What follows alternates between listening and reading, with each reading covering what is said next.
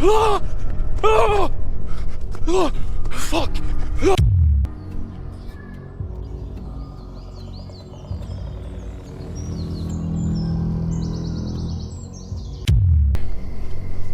Ah! Fuck!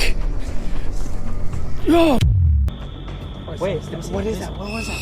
What was that? It's like a mountain lion. Say goodbye, say goodbye, say goodbye. Oh, it's up there. It's up there. Look at the eye. What is it? What is the eye?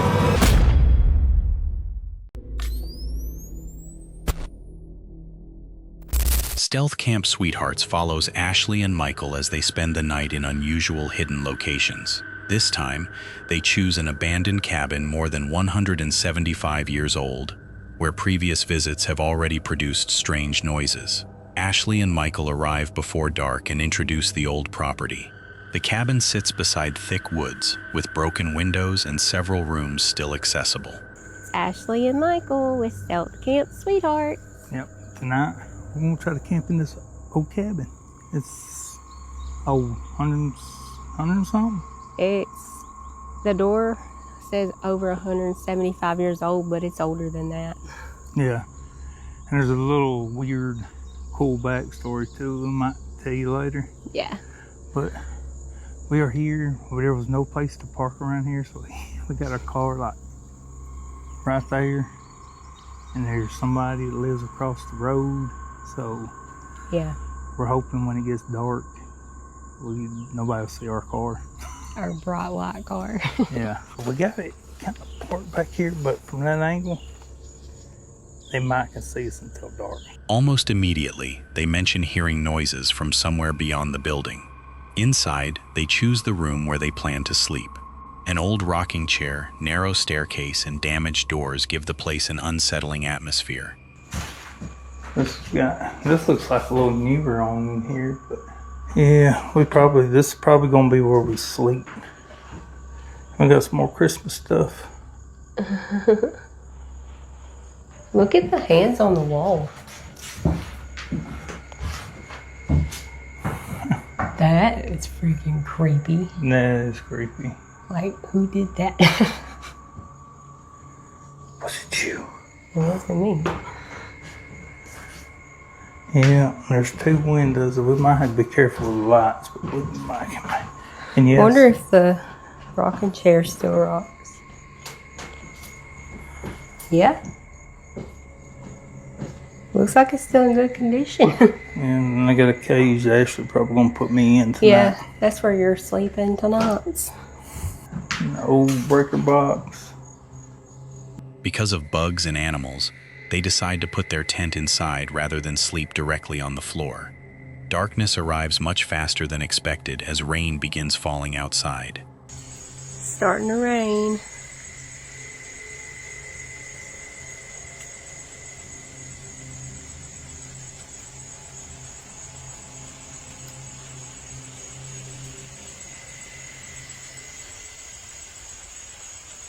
We're gonna go sit in this other part of the house. Of the spooky woman.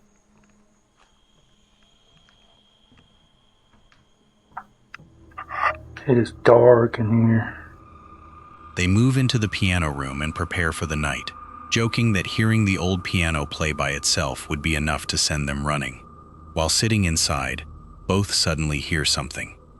They stop talking and listen, but the sound does not immediately repeat. Really, Dad, did you hear that? I just heard that. What was that? I don't know. Hello? It's a little creepy. It is dark in here. I mean, I can see out the window, but it is dark. Y'all see that piano behind us? Don't work. No, it is so cool. It is cool. If I hear it playing tonight, you don't have a dance party. That would be creepy. I know, especially if we're sleeping in the other building and we hear it from over here. Yeah, I think we're going to sleep in that other side. Yeah, it seems a little more sturdier. A much clearer noise follows. Something appears to be moving beneath the floorboards. The hell was that? I don't know.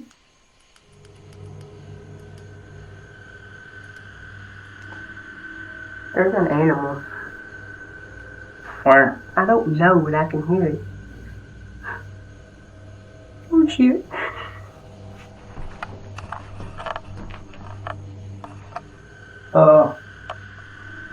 Yeah, I don't got nothing. Did you see it? No. I think it's under the floorboards. Ashley and Michael can hear an animal nearby but cannot see it. The movement is close enough that they abandon that room and relocate. From the safer side of the cabin, they continue listening. Michael believes whatever frightened them may still be underneath the house. They cover the exposed windows with tarps and prepare for bed.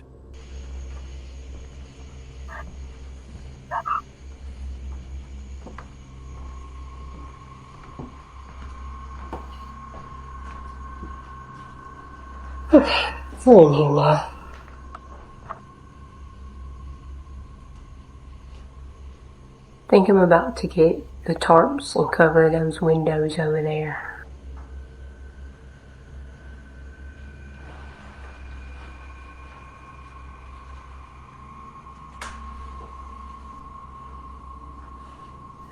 The rest of the night is mostly quiet. Morning arrives with worsening rain and wind, so they begin packing before the storm intensifies. We're up. It is 5:40. 5:40. And our fan quit, so I gotta go. So we had that fan that fell. That actually helped. That's the first time we slept with it. Yeah, that fan helped a lot. Yeah. Made it a lot easier to sleep, that's for I sure. mean, it lasted till now. That was a long time. Yeah. Yeah, that's quite a while. From 10 to 5:30, 6, Yeah. whatever. Yeah. But yeah, we're gonna get up, get out of here before the rain gets too bad. We're gonna pack up and go get us some coffee and breakfast. 'Cause it's They mention hearing occasional noises on the roof during the night, but nothing enters their sleeping area. Looking back, they believe the animal under the cabin may have been a possum because of the hissing sound. The overnight stay ends without anything paranormal revealing itself, but the unexplained movement beneath an abandoned 175-year-old cabin is enough to keep both of them alert. David's universe visits Pendleton Road in Yucaipa, California, a dark, winding road connected to a local ghost story. David and his friends plan a paranormal investigation, but their most immediate threat turns out to be very real. David explains the legend of a woman who supposedly crashed on the road during the 1950s and died while trying to find help. This road is like very windy and very, very dark. There's a lot of dark trees. There's like no houses next to us. Apparently the story is back in the 1950s, there was a woman that was coming home from an event and she was wearing a long, bright red dress. She was driving up through these curves and stuff. She actually ended up crashing into one of these hills. When her car was all totaled and stuff, she tried to drag herself to come get help, but the houses are so far apart that by the time the police found her, she was dead on the floor. Legend has it that she roams this street at night trying to get a ride. We're here now in this creepy road. The moon looks crazy, guys. So let's walk around. We brought a Ouija board, brought a bunch of stuff, so let's just get straight into it. Locals claim her spirit still wanders the same stretch at night. A vehicle suddenly returns toward them. For a moment, the group thinks it is the same car they noticed earlier. Oh no, it's police. It's police. I thought that was the same car from earlier. Dude, I thought so too. Why are the cops out here? You think somebody called the cops on us? Nah. Or they're just patrolling? I'll talk and you guys just stay quiet. Because this is very weird for anybody in Yucaipa. in the middle of nowhere. And it's like, what time is it, like midnight? Go, investigated. I know. Under the post. No, we are. Yeah, there's friends out here. Just in case Eddie didn't tell you. So that's what we're doing. We're just investigating. Yeah.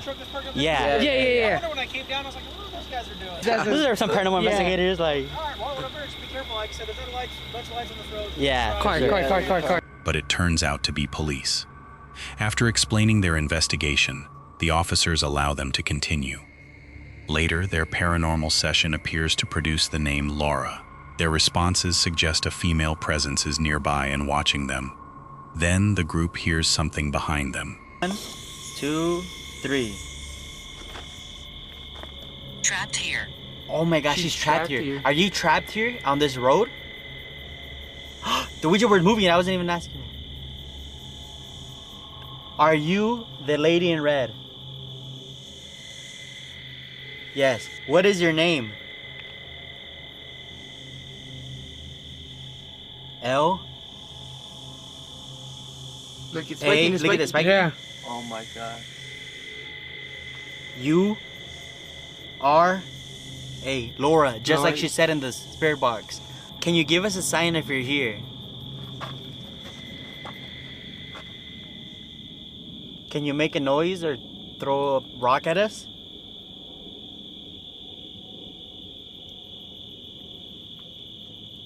It's like not even like moving. Street.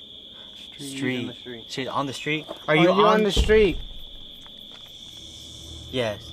Fuck no. Are you to my left? No. Are you to my right? Yes. She's towards you, Angel. She's that way. 2 reflective eyes appear on the hillside. They quickly realize they may be looking at a mountain lion. Everyone abandons the equipment and rushes back into the vehicle, while keeping their lights pointed toward the animal. Wait, what is that? What was that? What was that? It's like a mountain lion or something. Say goodbye. Say goodbye. Say goodbye. Oh, it's up there. It's up there. Look at the eyes. What is it? Look at the eyes. It's up there. You see it? There's no way. There's no way. Oh, there's eyes up there. I swear to God. She said, "I'm sad. I'm sad. I'm sad. I'm sad." It's spiking up. It's spiking She up. said I'm sad? Yeah, she said I'm Guys, sad. there's like a mountain lion or something. I'm sad. Oh, I see it. There's a mountain lion. Let's go. That's a mountain lion. Hey, help me pack this up. Hey, open the car. Get in the car. Go, go, go, I go. got the eye on it. I got the eye on it. Let's go. Yeah, keep eye on it. Go. David. Y'all better hurry up. Hey, pack up. David. Hey, get the knife out. Guys, there's a mountain lion over there. Safely inside, they try to process what happened. The animal had been close enough to trigger immediate panic. Hold on. Oh, what the fuck? Don't be careful because if it goes through the window, make sure you shine it. Here. Where's your big light? Right here. Shine it, see if you can see it. Right there, look. You see it? Oh my god, he's closer. And you know what's crazy? Like, he didn't even get scared of us. Like, Bro. It's oh my god, dude. Look, it's spiking. It's It went up spiking, to it's orange. It was at red. There's a ghost here. Wait, you know what's crazy? What? She said, be careful. She told She us. said, be cautious. Be cautious. And then the last thing she said was, I'm sad. And they connect the encounter to an earlier warning from their paranormal equipment telling them to be cautious. They continue the session from inside the locked car. The responses suggest the supposed female spirit is outside and near the front of the vehicle. Yes. Look, it's spiking up to red. And it's spiking, guys. Are you here with us? Yes. Are you outside of the car? Look. Bro. Wait, dude, that is Bro. crazy. It is spiking, guys. Oh my god. I've never seen it go that active. Me either. That's crazy. Are you inside of the vehicle? Look, it's spiking. It's spiking. No. Are you outside of the vehicle? I hear something behind me, bro. Are you at the windows? Yes. Are you towards the front of the car or the back of the car? The rear. F. R. Oh my god, it's going fast. O. N. T. Yes. You're in the front? Without warning, something hits or shakes the car. Everyone inside feels the movement. Nobody is walking around outside, and the group immediately decides to end the session. I don't know. What is that? Go! Something Go! Bro, Go! Look, it's red! It's red! Guys, something oh my, something shook the car. Go! Wait! Go! Something moved the You guys car. didn't say goodbye! You have to go! You see? What the fuck? I told There's you, no bro. way! Wait, we have to park here. Bro, something. You guys had to say something. goodbye. Yeah, we didn't Look, say. it's spiking, it's spiking. Let's say goodbye. They drive away, then circle back past the location where they had parked. The roadside appears completely empty. David and his friends leave without identifying what struck the vehicle. Between the mountain lion and the unexplained impact, Pendleton Road gives them more activity than they expected from a single investigation. Near Shadows enters Wisconsin's so-called conjuring forest alone, returning to woods associated with burial mounds, strange figures, missing person stories, and previous unexplained encounters. Deep along the trail, he discovers something deliberately left waiting for him. A violent noise breaks the silence ahead. Near Shadows discovers a freshly broken branch and continues forward. You walk down here and go way down, and that's where the crooked... What the heck was that?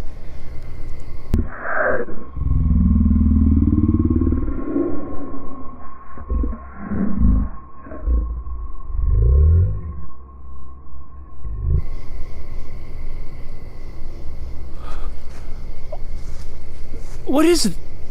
Did you guys... Passage.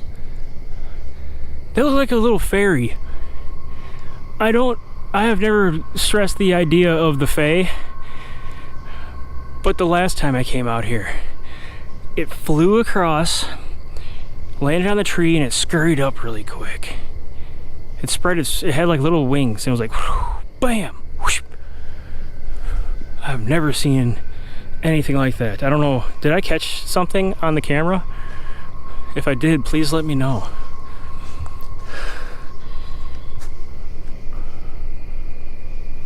That was weird. Moments later, something small appears to move near a tree, although he cannot identify what crossed his view. A voice-like sound suddenly comes from somewhere in the forest. He immediately calls out, asking who is there. Nobody physically appears. Whoa. Who is that? Hello? Dude, where's that coming from? What the hell is that? Hey! Sorry if I scared you. Oh, fuck. You did scare me. You're just passing through these woods like every old average Joe. Just walking through here, you know. I appreciate you, Spirit. You're pretty much just another human being to me. And I want to have a conversation. Why do you always scare me so much whenever I come in here? Later, another sudden sound sends him running. Once he stops, a large group of coyotes begins howling in the distance. Fuck!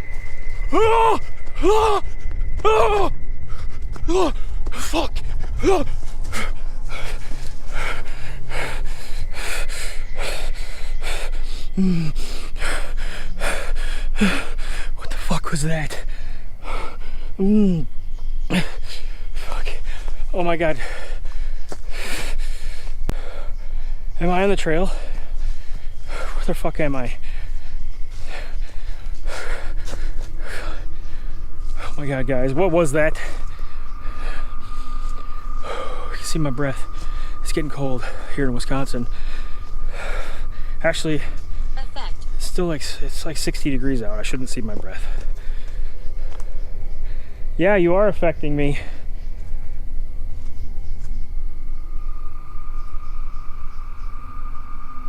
Coyotes. Lots of them. They seem far away, but the encounter leaves him disoriented and unsure of the trail. Near a marked location, he notices something strapped against a tree. Oh, yeah, this is terrifying. East. East. Fuck. Hello? Dude, someone's out here with me. Fuck.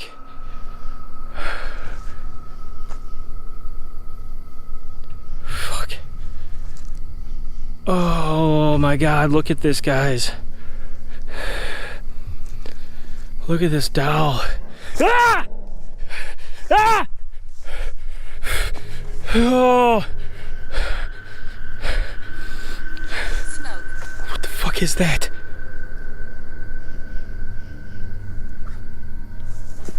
Whoa! Did you guys just hear my backpack unzip? Ronald. I know you fucking heard that. Did you guys... What the fuck? Moving closer reveals a disturbing doll secured to the trunk with duct tape. Documents have also been left beneath it. While examining the discovery, Near Shadows suddenly hears the zipper on his backpack move. He freezes. Whoa! Did you guys just hear my backpack unzip? Ronald. I know you fucking heard that. Did you guys...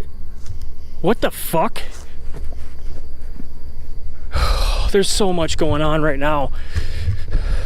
We're gonna look at this thing in just a second. I'm fucking freaking out.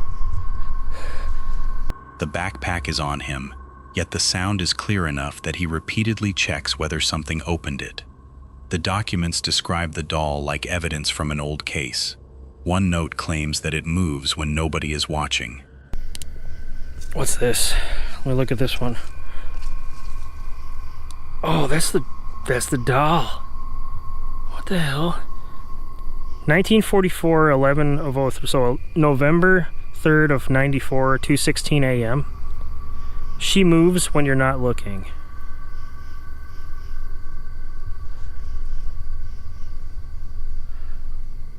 Look at that. That definitely looks like the frickin' same doll. That's you, isn't it? As he reads, something suddenly feels as though it kicks his leg hard enough to make it buckle. Near Shadows cuts the doll free from the tree. Seconds later, he believes a shadowy figure moves through the woods nearby. Oh! We cut it down.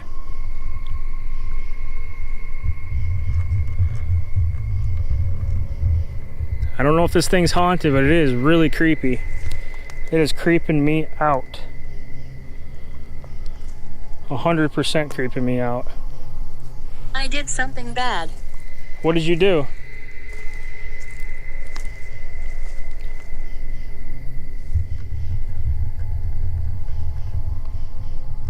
Okay.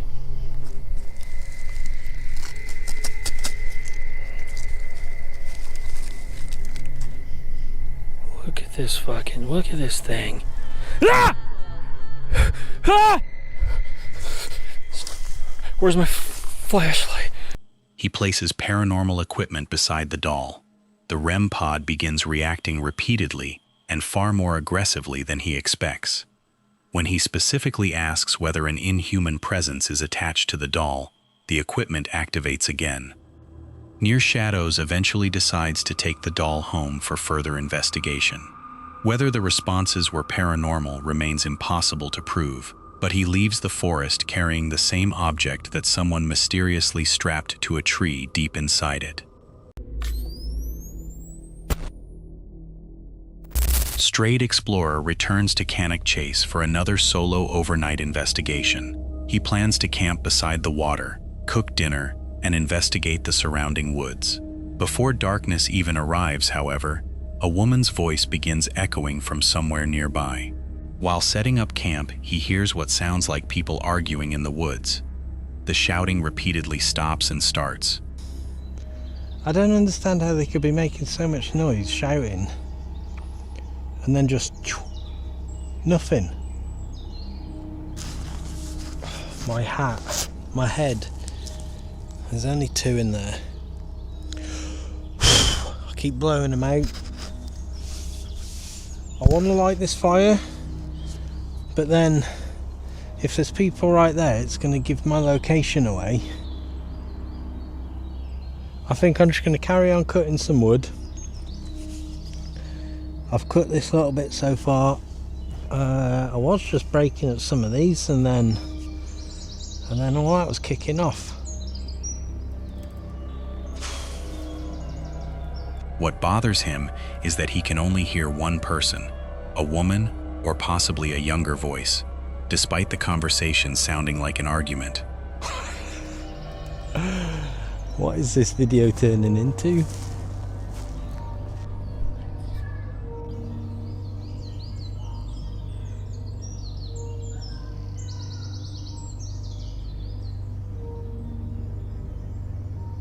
They're still there.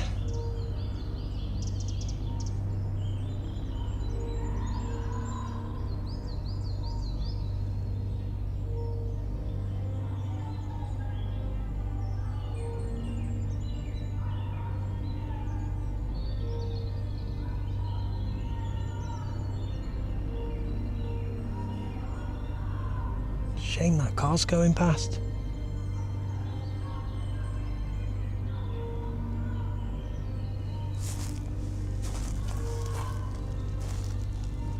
Curiosity eventually gets the better of him. He quietly follows the path toward the voice. From closer range, he hears the woman repeatedly shouting, including what sounds like, "Look at me." Still, there is no second voice answering her. Why can I only hear one voice?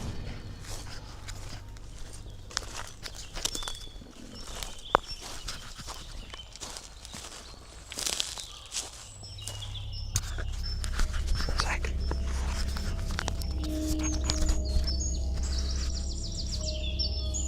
I'm gonna get a little bit closer. I'll find out what's going on. Hope I don't lose my bag.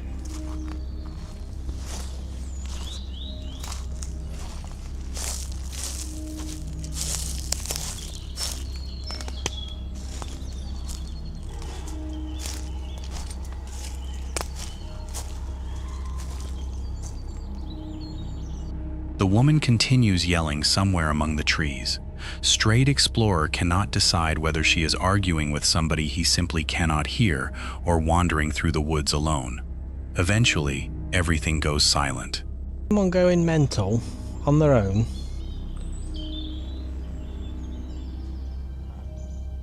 Or somehow it's two people arguing but only one is saying anything.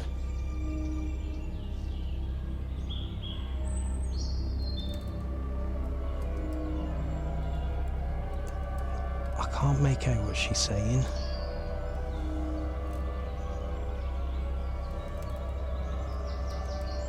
I think what I'm going to do, we've listened to this for long enough. I genuinely don't know what the hell is going on over there, but I'm just going to quietly cut up some more wood. After dark, movement begins nearby. Then several gunshots echo through the forest from different directions. I can hear something moving over there.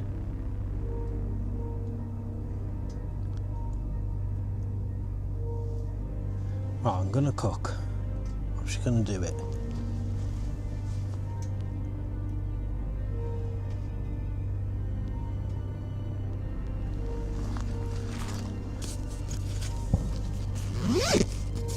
Jesus Christ, now there's gunshots going off.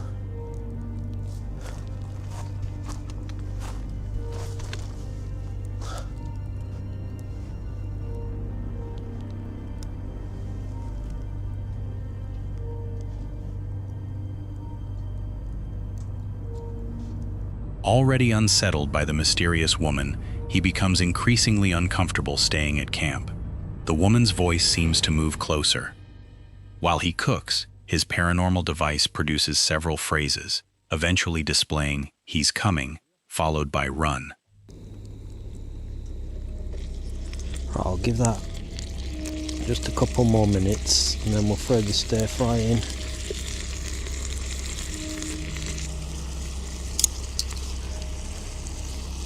He's coming. I hope that's showing alright on that camera. Just said he's coming.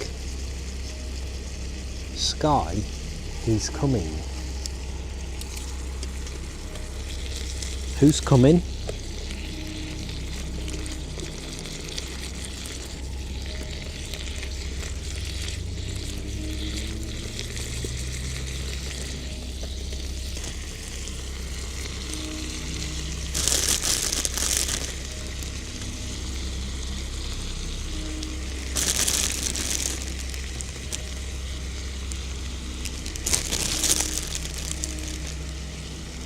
Something sounds as though it is thrown nearby.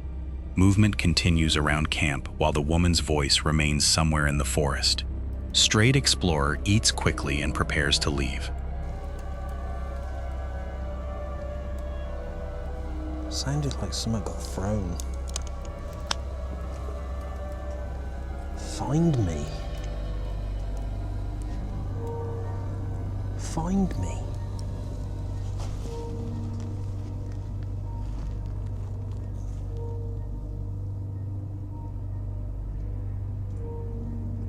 Hello? Back at his car, he hears another impact. Then something strikes the rear window. He believes the same woman may have followed him back, although he still cannot see anyone. More movement comes from outside the vehicle. Strayed Explorer locks the doors and drives away from the area.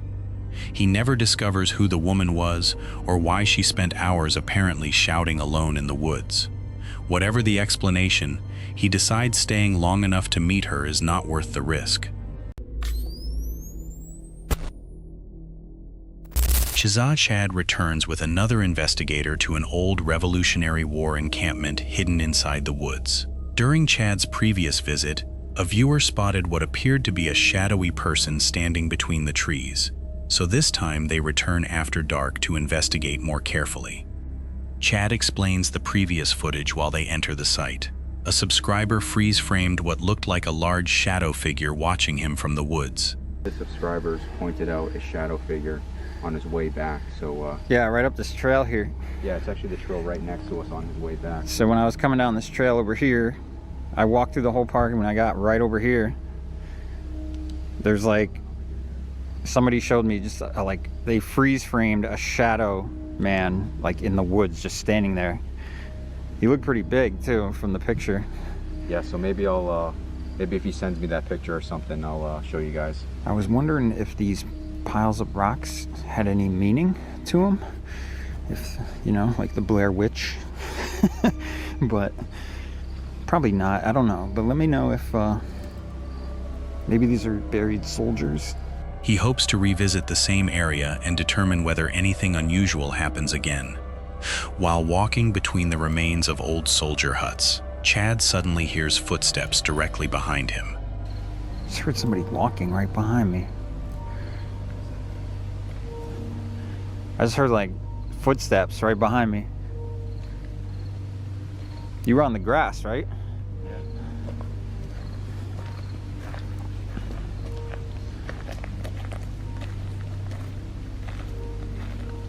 Wow, okay, that was creepy. His companion is standing elsewhere on the grass. The footsteps only last a moment, but they are close enough to make Chad stop and check his surroundings.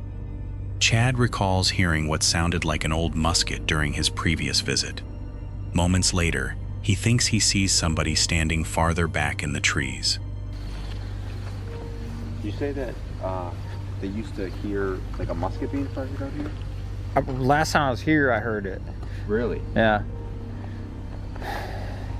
Yeah, it was creepy, to say the least. That was in the back. That was on the other side of the woods. There's something moving.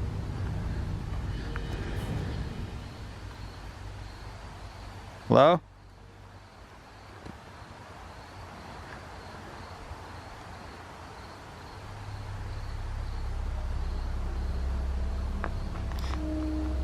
If there's any soldiers back here, can you yell for me?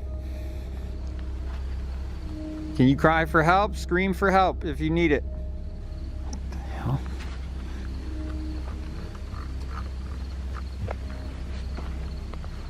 That was weird. I thought I just saw somebody back there. Twigs continue breaking nearby, although he acknowledges small animals could easily be responsible. A scream-like sound suddenly comes from the woods. They cannot identify it, but continue toward the location's most famous landmark, a small cave associated with a former soldier named Phillips.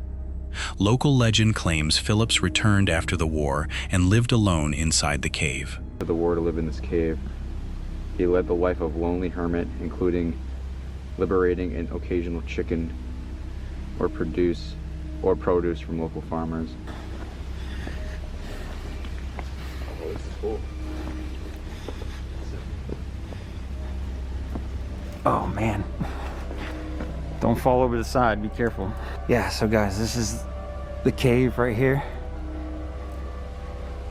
where Mr. Phillips was hanging out. And they killed him, unfortunately, for taking their produce and stealing their chickens.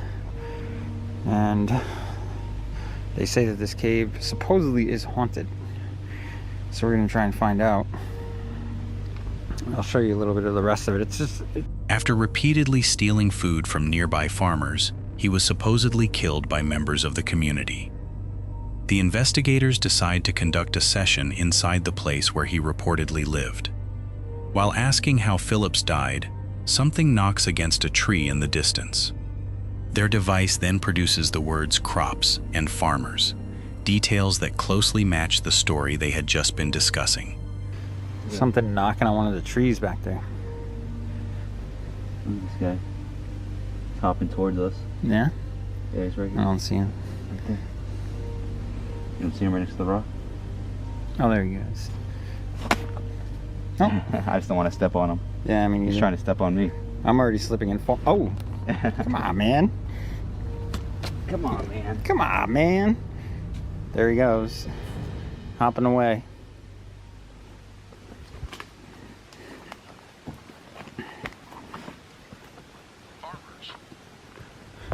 Farmers. Did you hear that? Huh? Did you hear that? Way down there? I heard a freaking, like something banging on a tree a minute ago. A deep voice-like sound interrupts them. Seconds later, they hear what resembles somebody talking or humming nearby. Nothing physically approaches the pair, and they finish the investigation without seeing the shadow figure again. Still, the footsteps, distant voice, and strangely relevant responses give Chad another unusual night at the old encampment. Outdoor girl Sophie heads into one of Denmark's oldest forests for a different kind of overnight challenge. Camping outside designated areas is not allowed, so instead of bringing a tent, she plans to sleep hidden beneath a tarp without being noticed. Sophie explains that she wants to stay far away from the main paths where people regularly walk. Camp in your tent, so I didn't bring any tent. I only brought my tarp. So my plan is to spend the night out here without a tent and without being caught. I hope you'll join me on my adventure.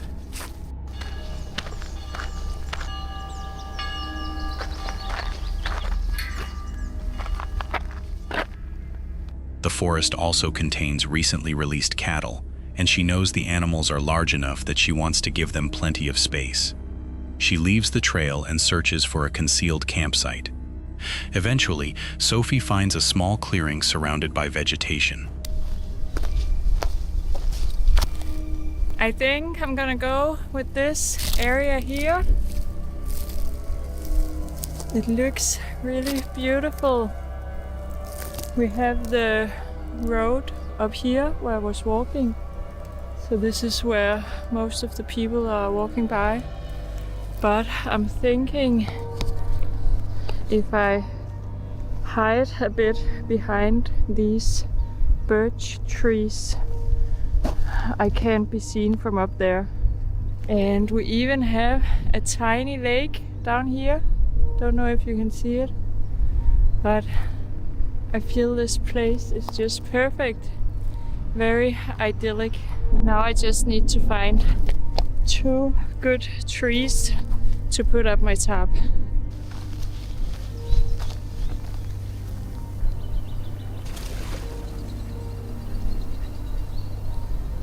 The road remains nearby, but her position is hidden enough that passing hikers should not easily notice her. With the tarp erected, she prepares her sleeping area. Voices suddenly become audible nearby.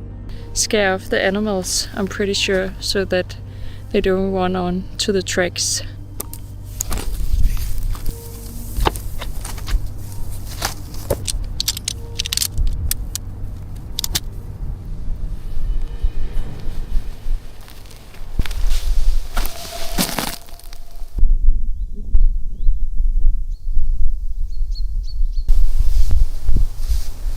I do hear some people walking up here on the road.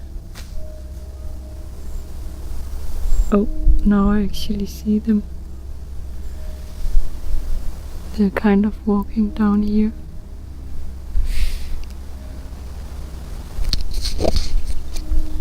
They're right behind these trees.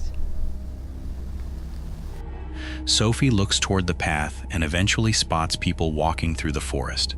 She stays quiet and allows them to pass without discovering her camp. After dinner, Sophie climbs into her sleeping bag. The forest remains peaceful, so she settles down and attempts to sleep. Morning arrives after a terrible night. Sophie barely slept because the sleeping bag was too warm. Mosquitoes forced her to remain covered, and trains continued sounding their horns through the forest. Then another noise catches her attention. I have slept really, really bad this night. There were just so many mosquitoes, and they kept flying into my face. So I tied my sweater around my head. But I was also feeling so warm inside my sleeping bag. But I had to stay covered so that the mosquitoes didn't eat me. But they just kept flying around my face, so I could always hear them like buzzing in my ears. So I didn't get much sleep. At first, she assumes mountain bikers are approaching. The cows are walking down there. Don't know if you can see them. I heard this noise. I thought it was like mountain bikers. But then it's just these huge cows. Instead, several enormous cows appear between the trees. These are the same animals Sophie had heard about before entering the forest. She watches them quietly as they eat leaves nearby. Sophie realizes how fortunate she is to see them at all. According to what she heard on the radio, visitors are considered lucky if they encounter the cattle. She makes breakfast and enjoys the quiet morning before packing everything away. Despite people passing close to her hiding place and cattle wandering nearby, nobody confronts her during the night. Sophie checks the ground carefully, leaves no trace of the camp, and walks out without ever being caught. Jasko is an exploration and paranormal channel where Jasko and his friend Chandler visit remote locations connected to local legends, mysteries, and strange encounters. In this video, they travel into the Appalachian Mountains to spend the night at an abandoned cabin surrounded by stories of disappearances, whistles in the woods, and unexplained sightings. The investigation begins almost immediately with unease. As they approach the cabin, Chandler notices what appears to be a tall shadow moving near a window. Tonight, we are staying inside of this abandoned cabin in the Appalachian Mountains. This place is absolutely... What? What? Wait, in the window. What'd you see? What did you see? Wait, it was literally like, I don't know, like a shadow or something, like moved. Wait, shine the light out there a little bit more? Like, can you do the other mode? No, that's worse. I want to go the other way. I don't know, bro. You saw a figure? It was like a weird shadow, bro. Yeah, it was like tall, moving. I don't know. Hello? I don't know. Tonight we will not be staying inside of this abandoned cabin in the Appalachian Mountains. Well, one of us will be, and it's... Before we continue, let me just make sure no one's in here. Yeah. Hello? Moments later, thermal equipment picks up what looks like a distant figure standing in the darkness, followed by a whistle coming from the woods. Look, what is that? What is that? There's something down there. Yeah, It looks like a figure. It's all red except for right in there in the middle. It looks like there's like a figure down there. What the heck? That was a whistle. Chandler, what did we get ourselves into? What did you get me into? You're the one that found this place. Fuck, bro. The combination of strange sightings and eerie sounds leaves both men questioning whether they are truly alone. While exploring around the cabin, they continue hearing knocks, movement in the surrounding brush, and occasional sounds that seem to come from inside the structure itself. Yeah. It's an office every month of the year. Okay. Sounds like it. Ghosties. Yasko here. Sorry, Moth. My friend Chandler's here. He's a little scared. He's a little further back. Okay. Well, here's the thing, guys. We just brought our sleeping bags and stuff. We have to go back to the car to get some more equipment. So there's some of our snacks and sleeping bags and stuff.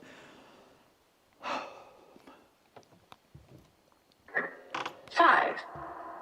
4, 3, 2. Look in drawer. Look in the drawer? Where is this office? The area's reputation for mysterious disappearances only adds to the tension. Dude, did you not hear that though? What did you hear? It was literally like the bushes, like something was like moving them. Well, you know what's crazy? What? Like, zoom in on the leaves a little bit. There is no wind. Donna. Wait, did you just see Donna? Was that Donna? Was that you? What was that? I hear it. Something's moving. Something's moving. Donna? Several times, they stop what they are doing because they believe something is moving nearby. After gathering more equipment, they return to the cabin and discover objects no longer appear to be where they left them. A soccer ball that had been resting near the entrance is suddenly found elsewhere, and repeated knocks and door sounds seem to come from inside the abandoned building.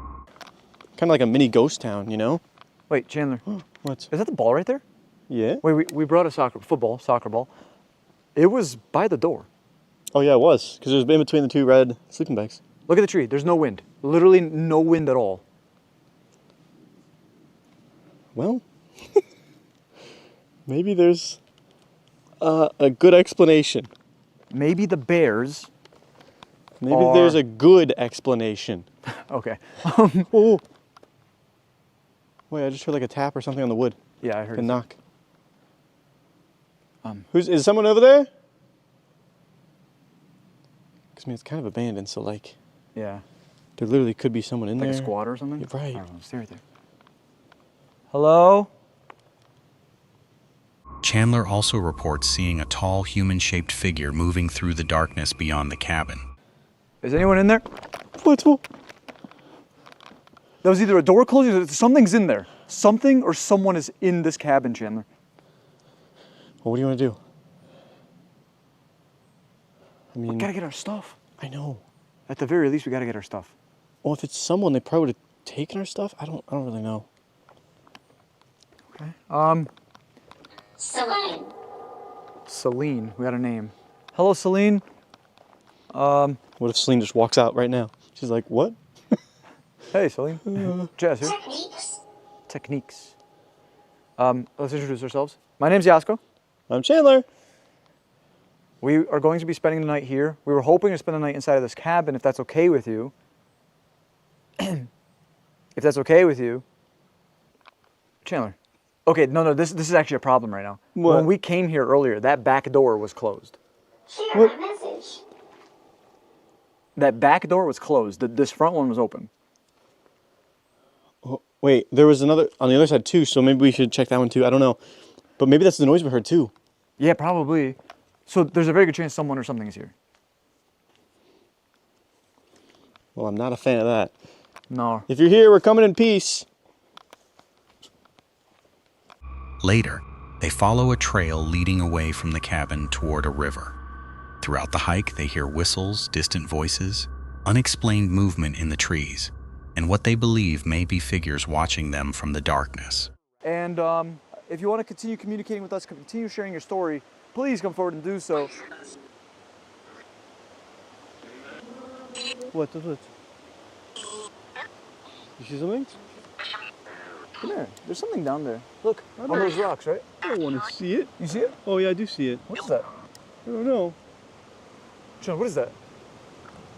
That's thunder. I thought it was just Bigfoot walking through the trees. Like, what the heck? That's so loud. I just felt a raindrop. Is it raining? That's like a bad omen. I feel like. There's no. It's not in the forecast. I No, just it's felt it definitely again. not. Bro, no, cloudy all night long. Oh my God, the next 9 days, however. Oh my God. The atmosphere becomes increasingly unsettling as they repeatedly feel surrounded, despite seeing almost nobody. The night reaches its most intense moment when they hear talking in the distance, followed by a gunshot coming from the direction of the cabin. What? Bro, I'm hearing talking. Shh. Oh shit! Okay, Chandler, that's a gunshot. That's a gunshot. Hold on. Light, cover the light, cover the light. Chandler. Yeah. That's back from where we came from. Well, what the heck can we do about that? Fuck. Bro. Okay. This is the... Oh my fuck. The car is all the way back that way. We were the only car in the lot. The only car in the lot. Wait, footsteps. We have to go back. Yo, I'm gonna keep my light pointed at the ground. Okay. Slowly, come on. Yeah. Oh my gosh. That gunshot was fucking cool. I don't think you could be shooting. I don't know what the laws are here. Well, I mean, I told you earlier, like, everyone could be packing, like, we don't know. Yeah, that's true. Like, back in New York, yeah. You can't. No. Chandler, no. The flashlight's dead. The flashlight's fucking dead. Fearing armed strangers may be nearby, they immediately begin retreating through the woods. During the walk back, they continue hearing whistles and movement around them. Okay, alright. Our stuff's at the damn cabin, too. I know. We should probably just leave it. Fuck! Something big's moving over there. Chandler, you got your flashlight or anything? Do you have anything? Wait, I do actually. What? Chandler! Dude! I forgot I was using it earlier. Can I see it? Bro, something big is moving in there. I know. I'm going first. Yeah, please. I got your back, Fanning. Okay. Oh! Go. Okay, alright. Oh. Holy. Bro, it was literally... This would have been real fucking useful like 20 minutes ago, Chandler. Okay, wait. Coming up. How far away is the cabin? I don't know. Wait. What is that? What? Straight ahead. What is that? What? Did someone just walk in front of the fucking laser? Did you see that? Chandler? Oh my god. Okay, what do we do? Well, what? I don't know. We're between a rock and a soft place right now. And I'm fucking hearing things behind me, things in front of me. When they finally reach the cabin, they discover a door that had previously been open is now closed, convincing them that someone may have entered the area while they were away. The door's closed. Okay, someone's there. Okay, go. Wait, stay close a little bit. Come back a little bit. Don't run so fast. Oh my gosh. Careful. Yeah. With uncertainty growing and strange activity continuing around the property, the investigation ends with the pair focused on leaving safely, rather than spending the night as originally planned. Cursed Urban is a paranormal camping channel where Dan explores haunted forests, strange campsites, and places connected to unexplained activity. In this video, he returns to his campsite on the outskirts of Skinwalker Forest, planning a simple cleanup night that slowly turns into something much stranger. Dan starts by explaining that the campsite sits on private land owned by his friend Todd, right beside the Skinwalker Forest. He wants to clear out the overgrowth, burn old branches, and make space for a bigger tent in the future. So my logic is here, I want to get this fire going. One, main reason, because of mosquitoes. Also two, because back there, which I'll show you guys in a second, there is a spot that I want to clear out. And I want to try and just, even though it's like green, I want to try and burn as much of it as I can. Just because it's getting cluttered here. Most of it actually is from wood. At first, the video feels calm. Dan fights mosquitoes, struggles with the damp firewood, and tries to cut through a fallen tree with the wrong tools. It's the improper tool for the job. But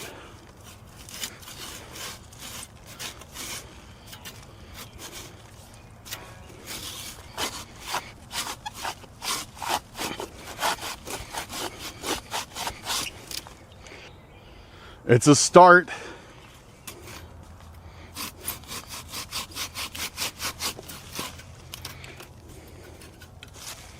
So we got a little tiny chunk taken out of it. Which I think that's gonna have to be the method I use. Let's just keep taking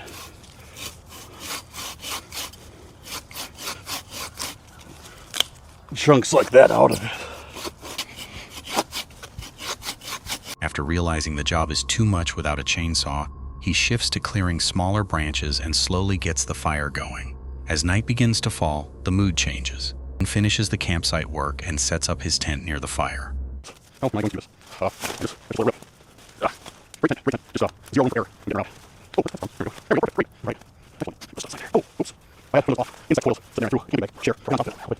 While relaxing by the fire, he suddenly hears what sounds like someone walking down the trail, passing through the campsite and disappearing into the woods. That was...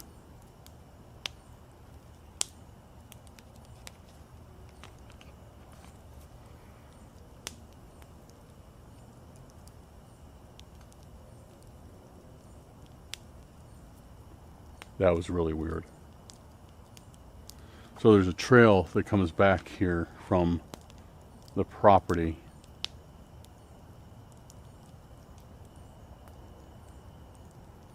And I just heard what sounded like somebody walking down the trail and then walk through the camp. Like I was fully expecting to see a person come out the end of this trail that leads back to this campsite. That's what the steps sounded like. It sounded like somebody just walking down there, and I fully expect to see Todd or I don't know who like appear in the camping area. And then when I thought I would, nobody was there, and I heard the steps just go through my campsite and disappear into the woods. No one is there, and he cannot explain it. Dan turns on Spirit Talker, and the first response is footsteps, matching exactly what he just heard. Alright, we got Spirit Talker on, guys. See what we get. Is there anyone here with me right now? Anyone that would like to communicate with me?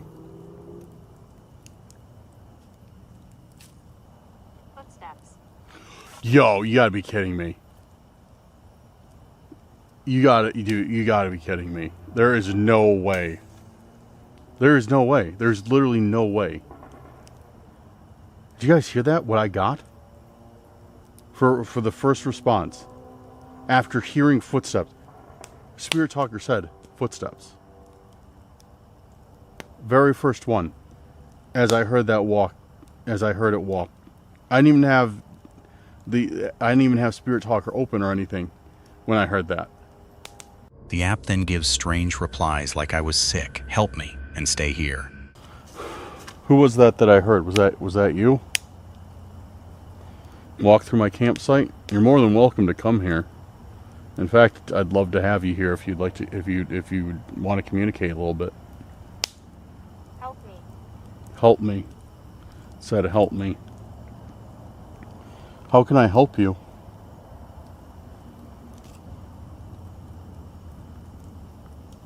What could I possibly do for you?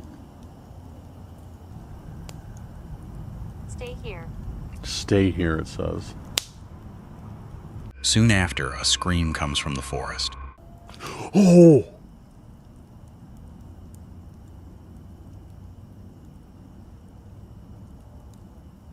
Whoa, what the what was that?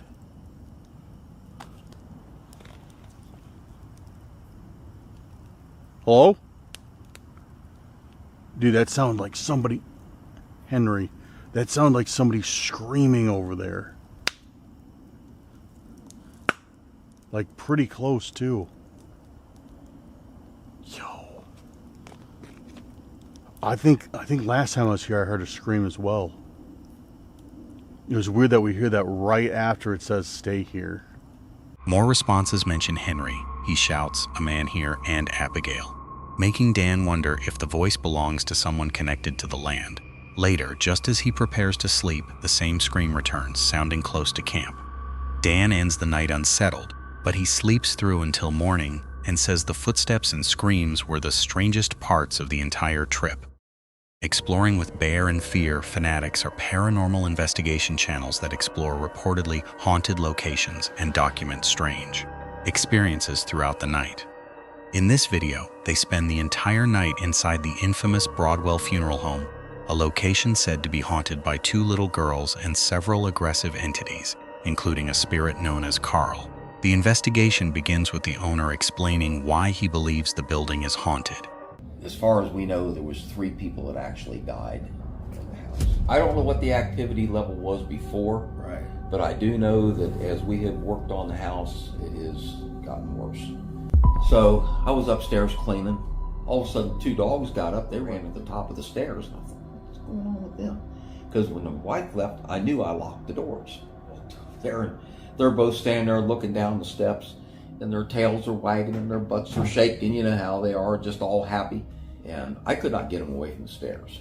So finally they came back into the bedroom with me, and I don't know, 10, 15 minutes later, they come back out there to the stairway again. As I was standing there, I could hear, because the stairs were full of that grit, and I could hear it sound like somebody walking in that grit, the footsteps coming up the steps. That was the first time that I thought, well. He describes hearing footsteps, voices, and strange activity throughout the house. I think something won't happen, because there is two very evil spirits that live in the basement. One calls himself one, or the evil one. I have not encountered him, but I have encountered Carl. And Carl is a very nasty person right now. And we assume that it's the Carl that was the Undertaker.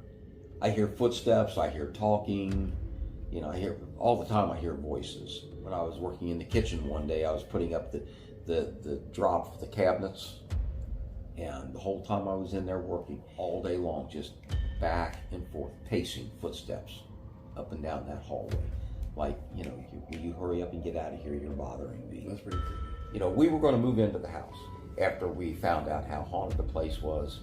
He also shares stories about workers who refuse to return after spending time in the basement, where the most sinister activity is said to occur. After setting up equipment, the team heads into the basement embalming room. Almost immediately, they hear unexplained scratching sounds moving across the floor. You said we could go in here if we wanted to. What are we going, paper, rock, scissors for that one? We might have to draw straws on that one, brother. Man, paper, flip a coin. Did you hear that? What the fuck was that, bro? That was something on the floor, man. That was not a normal. I got the chills, dude. I don't know if you guys can hear me. If you guys heard that. It sounded like something on the floor. It was sort of like scratching, but like going. Yeah. It was like weird. A ball or something rolling. Like, oh, the cat ball. Let's go see. Oh my goodness, the cat ball, man. We're gonna turn all the lights out. Cat ball. That was. How do we get out of here? Turn these lights on. Yeah. That was, man, I heard that freaking thing, man. That was crazy. That was something on the floor for sure. The noises seem close enough to investigate, but they never find a clear source. Later, they move upstairs to communicate with Rosalie, a young girl who reportedly lived in the house and mysteriously disappeared. Did you hear that? What is that? I was just telling the guys, I got the spirit talker fired up and it said cool. Oh, that's what I thought it said. Right afterwards. That's weird. That is weird. Yeah. That's sort of cool. Rosie, I hear you can get that rocking chair going. Can you go over and sit in that rocking chair now? And get it rocking? The others mean harm. The others mean harm. The others in the basement? The two evil spirits in the basement? That is weird. Rosie. How are you? I'm good. How are you? That's weird, bro. Can you sit in that chair over there? Some pretty cool responses so far. During the session, the spirit devices begin producing unsettling responses about cursed land, harmful entities, and hidden secrets connected to the property. Cursed land. What is that? Cursed land. I got that one before, I thought. Sacred ground. Sacred ground and cursed land. Rosie, was that you over there on the chair? Back in the basement, the activity becomes more intense. The devices repeatedly reference Carl, coffins, bad energy, and strange events connected to the room. So you moved it out from underneath a kid before. Can you move it out from underneath me? You got that much power, Carl? They do witchcraft. They do witchcraft. You know what? I was already thinking that witchcraft has probably been done in here for sure. being a haunted place, you know how I feel about that. So there's an evil entity supposedly down here that goes by the name the Evil One or the One. There's also Carl. And I guess Carl's been highly active, and I can't see nothing around me with this light in my face right now, and it's scary. Several responses appear to directly answer questions being asked, leaving both investigators visibly uneasy. As the night approaches 3 a.m., things escalate further. One investigator suddenly feels something pinch his arm. Bro, I went in that room right there, and something, I felt it like something. Others are scared. Like something pinched my arm right here. You got pinched? Yeah, I felt like it. You got a mark? It felt like. Or something maybe right there. That's what it felt like. Shortly afterward, another experiences cold chills before claiming something grabbed his hair from behind. I'm feeling weird, man. Yeah. What the fuck? Something just touched my hair. Something just grabbed my freaking hair, man. Seriously? That was crazy. Is there something crawling? It felt huge, like just. Let me see. Like my whole back of my. See. Look, you turn your head back. Look, you put your head Look. back so you see on top of your head. You can't see? Something grabbed your hair. Oh yeah. That's. Oh, that was weird. Oh my goodness. I don't see any spiders. And I was just feeling so even coming down the stairs, man, I was feeling not right. Red marks then appear on his neck, adding to the tension inside the basement. The final hours bring even stranger moments. One investigator feels disoriented in an upstairs room and believes he sees a small shadow figure standing in a dark corner. Holy crap.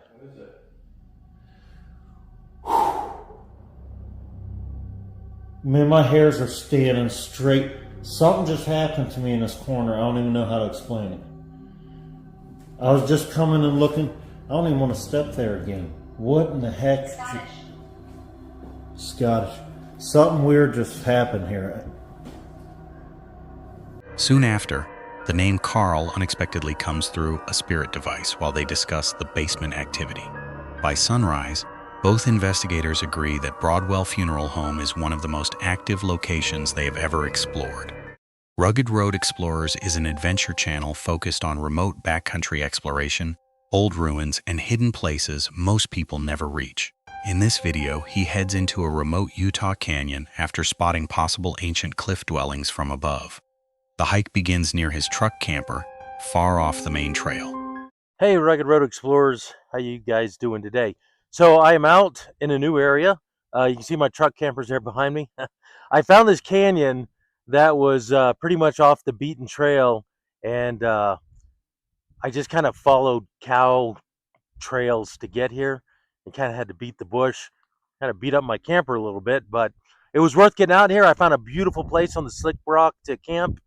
So we're going to head out and I'm going to see what's here because I haven't even checked this area out. I did a little bit of scoping on Google Earth, but it doesn't really show anything. It doesn't show cliff ruins too well because of the distortion. After finding a way down into the canyon, he nearly steps on a large snake, which he chooses to leave alone before continuing deeper toward the cliffs. All right, we are down. Yes.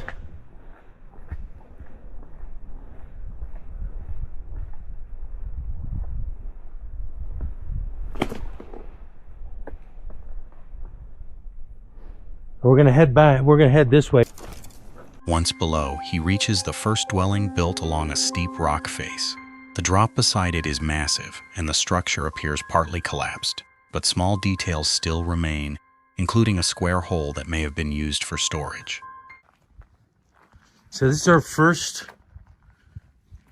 dwelling on this cliff face. Man, look at that drop off. Whoa. Oh man, and look how it's sloped. Yeah, we're gonna be careful. But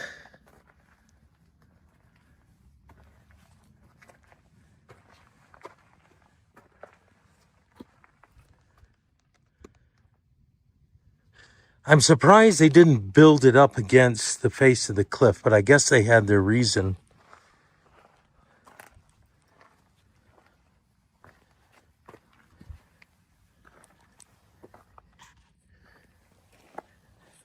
So look at this. There's a hole right here. Interesting. It's square too. And it doesn't appear to be a drainage. Must have been some kind of storage thing maybe. Not sure. That's the first I've seen of that. I've seen some where they've done it and it drains out the front. But I haven't seen this. That's interesting. Moving carefully along the ledge, he finds more ruins with old roof beams. That is cool. Look, there's still a log on top of that. Oops. Just scanning this really quickly for any petroglyphs they might have left.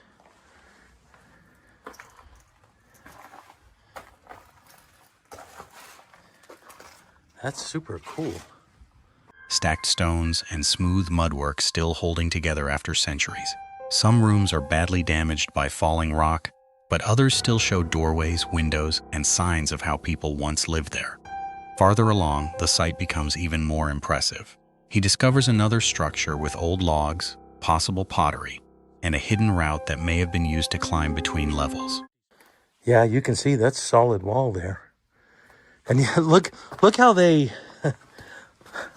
look how they built that up on that angle like that. So there's level on top. Pretty amazing. The biggest mystery is an intact dwelling behind a boulder on the far side of a dangerous gap. He crawls toward it, but the ledge becomes too risky, with a steep drop below and no safe way across. Hey guys, hopefully I'll be able to filter out the wind that's blowing through here, but let's take a look at our first dwelling here. And we got a entryway right here. And then it looks like there's a second one right here, which is interesting. See, they built all the way up to the top. And then we have the second, and there's a third one right here all together. So this one does have a way in right over here, but we're gonna stick this in and take a look and see what's in here. Before leaving, he finds grinding marks in the rock, a reminder that families once lived, worked, and prepared food on these cliffs. Franco TV is an exploration channel where Frank investigates creepy forests, abandoned places, and strange paranormal locations. In this video, he enters a dangerous forest with Frankito because going alone would be too risky. Frank starts near a dark road deep in the woods, already hearing giggling, banging, and movement farther ahead. I'm already hearing people on the inside. Frankito came with me. He's actually getting his equipment set up right now as we speak. This is Frankito. Hola, Frankito. Hi, my friend. He's setting up his camera and gear. But down this road, I'm keeping a lookout because I keep hearing a lot of stuff. Way further down the road, I'm going to switch to my other camera so you guys can see without IR. I keep hearing giggling and laughing through here. So he's getting set up to get ready. And God only knows what's going to happen from here on forward. Through his thermal camera, he spots a strange heat signature hiding in the darkness before it suddenly disappears. That's a thermal signature. That's what I was looking for. I don't know what the hell that is. But something's reading hot. Oh, it's gone. Come on. Hear it. As they move deeper, they notice people or figures hiding in the forest. A light appears farther down the road, and soon a strange van drives through the area, proving there is another way into the woods by vehicle. It looks like it could be a car. How the f*** they bring a car in here? I am deep inside right now. That sounds horrible, but I'm sure you guys know what I mean.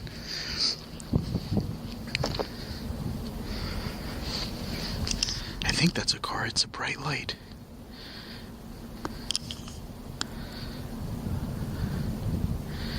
Towards the back. Frankito is right there.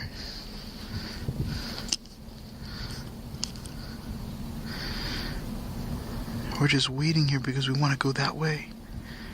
Look, you see movement.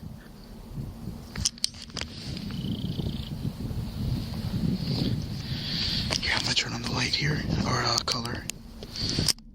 See what I mean? Oh God, it's terrible for you guys. The two then reach a strange section filled with graves, hanging tires, painted blue rocks, and odd structures. Hanging from a tree.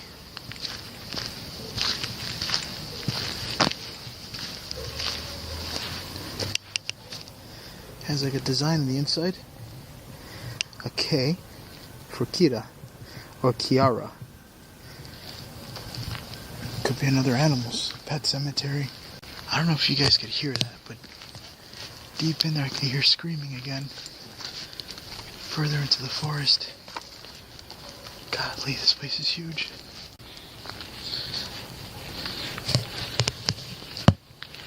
Franquito's behind me. He's talking on the camera.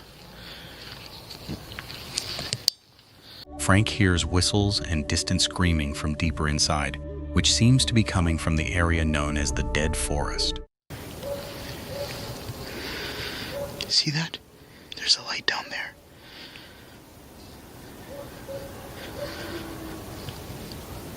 That might be somebody's home.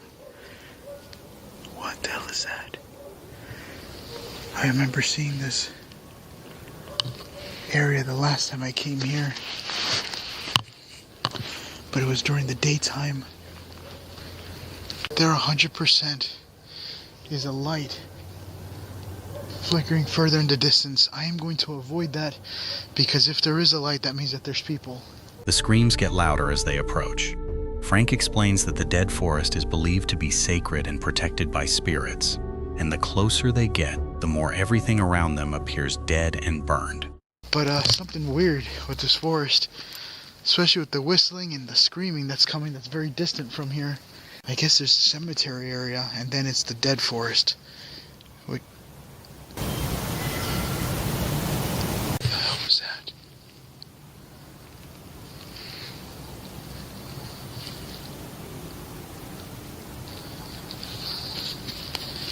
You heard that, right? Tú lo escuché eso, ¿verdad?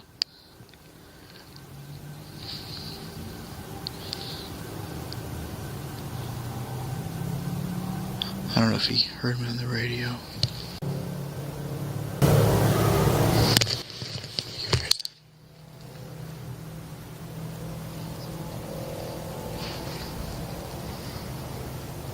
That was a scream again. It got closer. Franquito, ¿te escuchaste eso? Ese fue un grito de una persona o muchacha. Sí. Está secando el bosque muerto. Mira. I can hear it out there. Listen.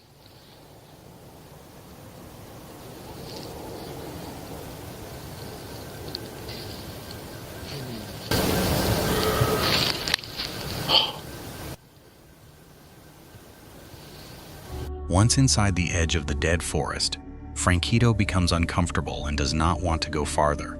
They decide to turn back, but Frank suddenly sees what looks like tall eyes staring from inside the trees. You could see any eyes that are staring at you. Always put your flashlight to your head when you're in the forest, because if there's an animal, you get to see the eyes staring back at you. And we're now in the forbidden area, the sacred area.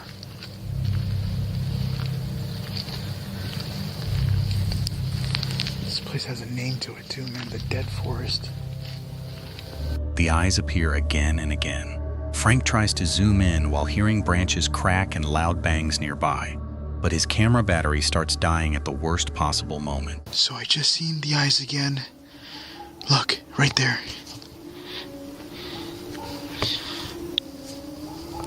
What the fuck is that? I'm gonna zoom into it. There it is. Low battery. That's on my other camera. Holy shit. Look, there it is again.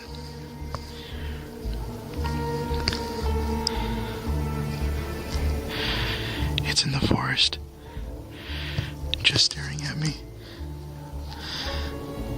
I think Franquito's camera just died. He's staring right in there to see if he can see it.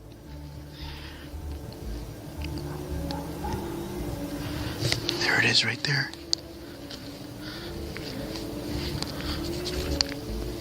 Trying to find another route, Frank discovers more strange stones, unfinished structures, and another hidden cemetery deeper in the forest. It's in there hard. It looks like a bed or something that we're gonna make, but never finished it. What the hell is going on out here?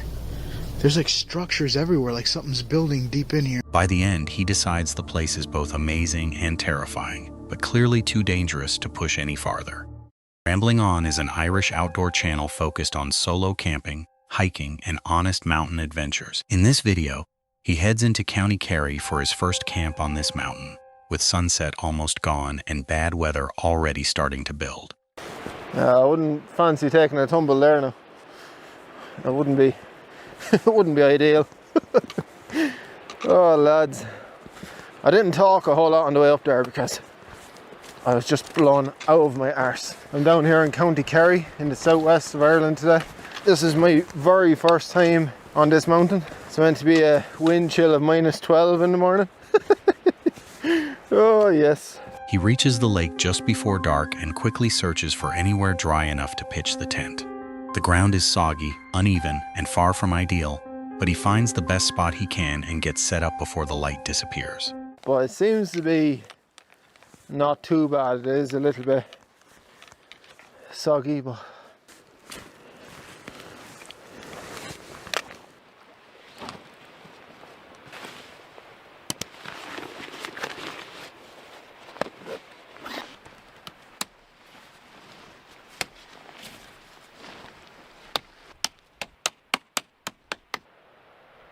Once inside camp, he prepares water, layers up, and starts cooking from his final ration pack. lake is right there. There's a method to my madness. I want to make sure I have enough water with me so that if the weather kicks off, I don't have to get out of my tent. Next job is to get a whole load of layers on. I'm just going to do this. The evening is calm but uncomfortable, especially because he has felt sick and anxious all day, yet pushed through so anxiety would not win. Dinner is chilly with beans, crackers, tea, and one small Twix, but things are awkward inside the tent. I think I'm going to get into the tent fairly soon. I'll have another cup of tea as well, I reckon. Sure, why not? Oh, and meat Twix. Yeah, so I'm looking forward to that. I am missing the biscuits though. I need to try and slim down the old pack size. Yeah, just so I can keep getting up all these mountains. So I'm just going to have to wing it. Obviously I don't want my head being lower than my legs because then all the blood will go to my head. And that won't be good for anybody. But I have all my sleeping system in here. The ground pushes into his back, the stove setup is fiddly, and he realizes the weather forecast has worsened into a major storm warning for Ireland. He explains that the real storm is not due until later, but the morning could still bring brutal winds, freezing wind chill, and dangerous conditions. He plans to get down safely before the red warning arrives. During the night, the wind picks up.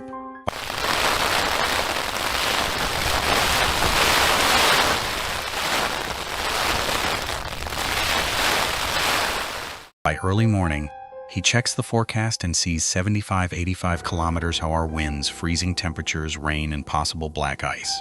Then lightning flashes outside the tent, followed by thunder, making the situation feel much more serious. It's going to be black ice everywhere.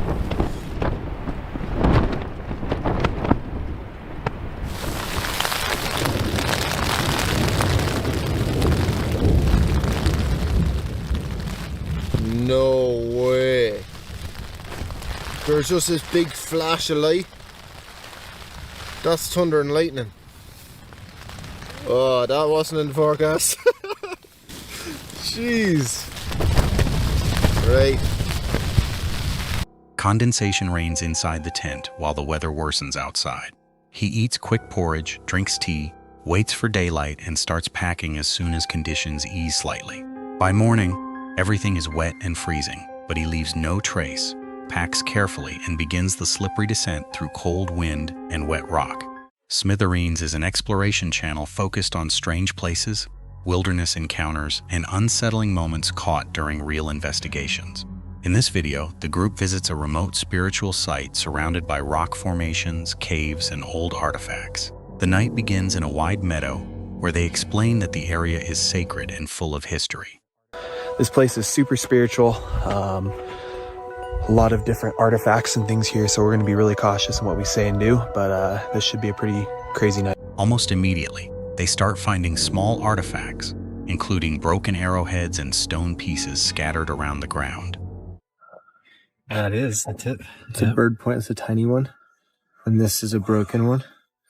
You can see the ridgeline. Yeah.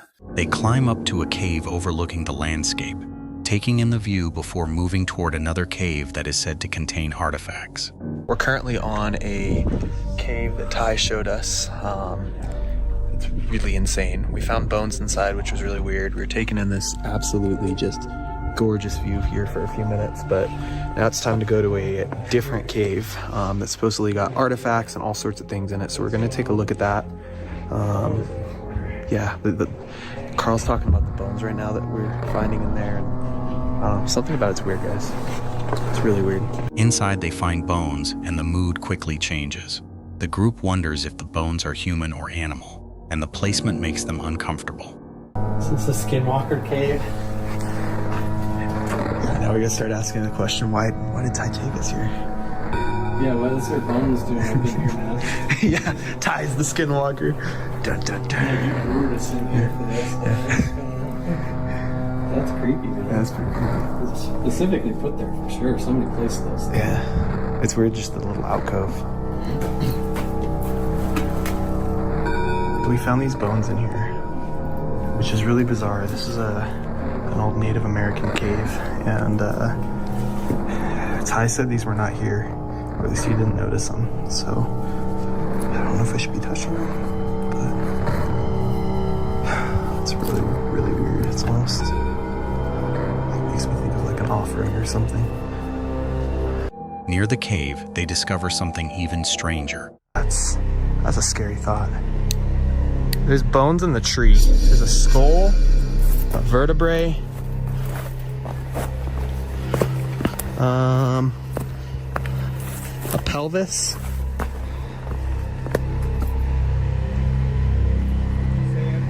There's a full skeleton in the tree. A full skeleton placed high in a tree. The skull, vertebrae, pelvis, and other bones appear arranged rather than naturally scattered. They question why it would be 6 feet up in a tree and whether it could be some kind of offering. Up in a tree. At the bottom of the cave. And why are the other bones up there?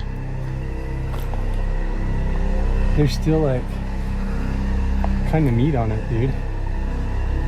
This is like as skinwalker as it gets, man. You didn't put this here, Ty? No.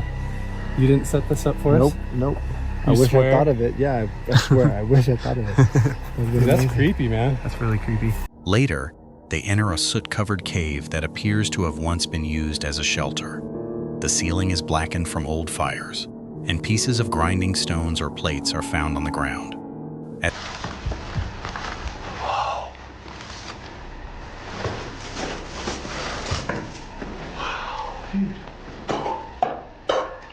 Wow. All the soot on the ceiling. Definitely the dwelling. Shelter site. This is incredible. So we're in a cave right now, guys. It's a soot cave. So as you can see on the ceiling, this was a dwelling at some point, obviously for probably a really substantial amount of time. You can see all the soot all over. Wow.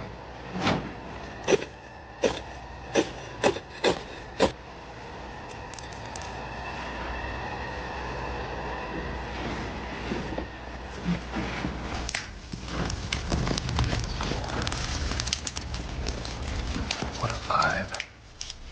We're in like a Stone Age cave right now. Smithereens. What the heck? This is crazy, We man. just found petroglyphs this morning and like an animal offering bones up in the friggin' tree. Like, needless to say, things are going pretty great. Pretty great. Alright, so we're currently in the soot cave. As they sit near the fire, Carl says he heard something large moving outside the cave. The group begins discussing skinwalker stories and the idea that something can follow. Fire going on. We're putting together some metate pieces. Pretty crazy. Now, Carl did say that he thought he had heard something scurry past the outside of the cave. I'm pretty sure that I heard something run past the opening of the cave, but it was like 40 yards out there. Look, one thing I've learned, when Carl says something, it's serious. Carl does not just say things. I kept quiet for a minute. I just wanted to see, but it's probably just a deer, coyote, or something. I mean, yeah, we'll just ignore the bones and, you know. Yeah. Did it sound like something moved through the bushes? Yeah, it sounded big. Right. Dude, I'm telling you, Carl's no joke. Every time I'm with Carl,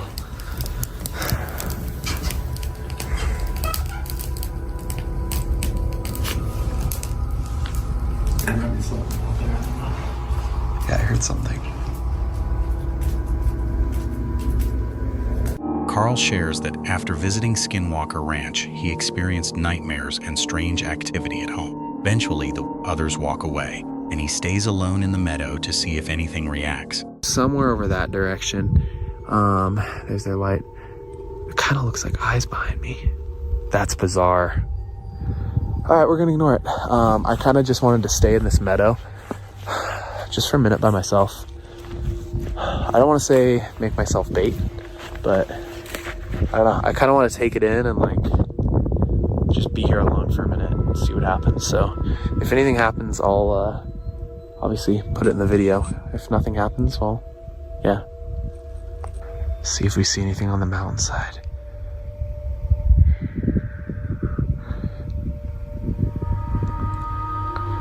If you guys see something in the comments, please let me know.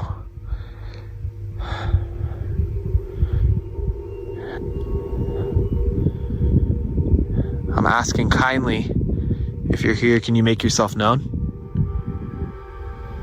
Give me a sign or show yourself.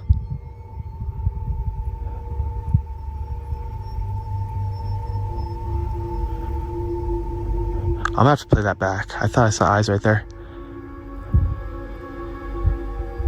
He scans the ridgeline and asks for a sign. Then he notices eyes on the hillside, between him and the others, and realizes he may have to walk straight toward them.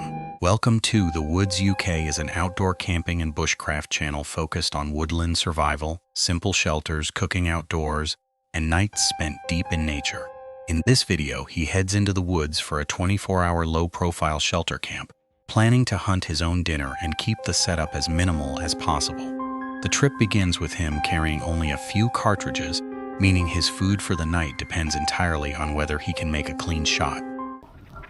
I am going to have to be a bit careful with these cartridges though today. I've only brought 4 out with me, so my shooting really will depend on whether I go hungry or not tonight. Sometimes it is nice just come out with minimal gear. It makes things a little less stressful, I believe.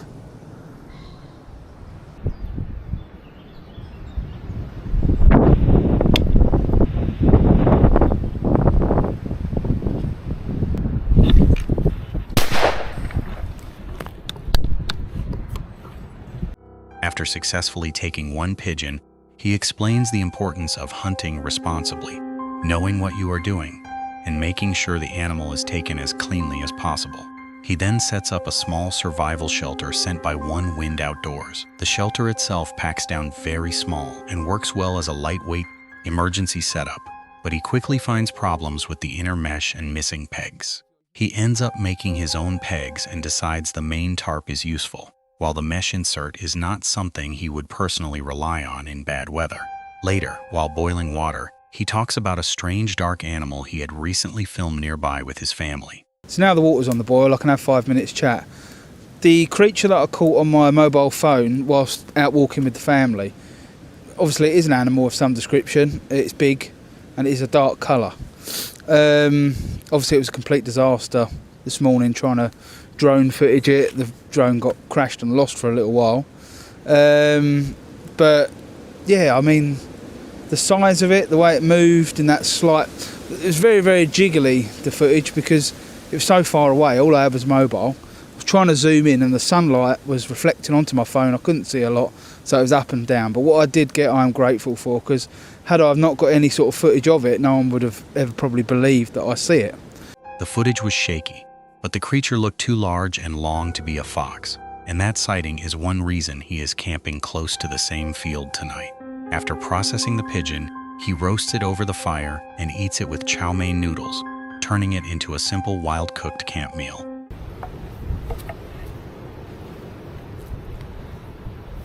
Right, so there we go. I got my chow mein noodles and my fully cooked little pigeon, my own little chicken.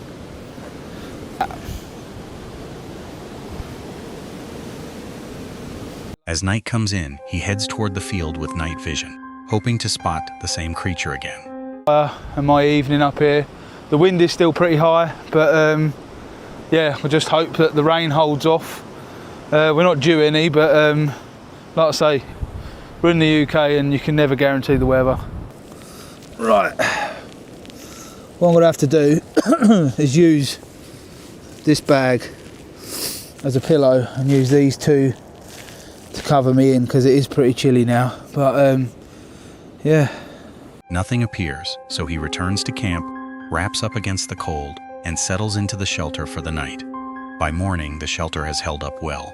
His feet got cold, but the camp was comfortable overall, and he packs everything away cleanly before leaving. CJ Faison is an exploration and paranormal channel where CJ and his friend Sunny investigate abandoned locations connected to local legends, mysteries, and conspiracy theories. In this video, they travel deep into the Pine Barrens to search for a supposedly haunted abandoned brick factory, surrounded by rumors of cult activity and strange encounters. The adventure begins with the pair driving through remote forest roads while questioning why a brick factory would even exist so deep in the woods.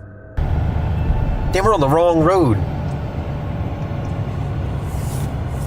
Why the hell would they have a brick factory in the middle of the woods? I don't understand the story. I think it's bullshit, to be honest with you. I think somebody's like clickbait. Does somebody pull off right here? Hell if I know. I looked up pictures on the internet. I don't know where the hell I'm at. I'm in the middle of the woods. I don't know where we're at. Following arrows, graffiti, and directions left by previous visitors. There's graffiti all over the road over here too. You got it on the tree? Yeah, every tree on this side of the road at least. Golly dang. It says the brick factory is that way. I don't know. In the woods? It says so. Why the hell would they make bricks in the woods? That's the story that I don't understand. Oh, there's a dog collar. What? There's a dog collar tied to a tree. That's sad. Dude, I will do mean things to somebody if they tied a dog up to this tree. Uh-oh, we got a car coming. Oh shit. Better go back home. They eventually leave the road and begin hiking into the darkness toward the location. As they make their way through the forest, they discuss stories connected to the site. Local rumors claim that workers who died there still haunt the grounds, while others tie the area to cult gatherings and sightings of the New Jersey Devil. The deeper they walk, the stranger the atmosphere becomes, with endless graffiti-covered paths and odd objects scattered throughout the woods. So I guess follow the trees with all the spray paint? Dude, that could be a setup, man. What?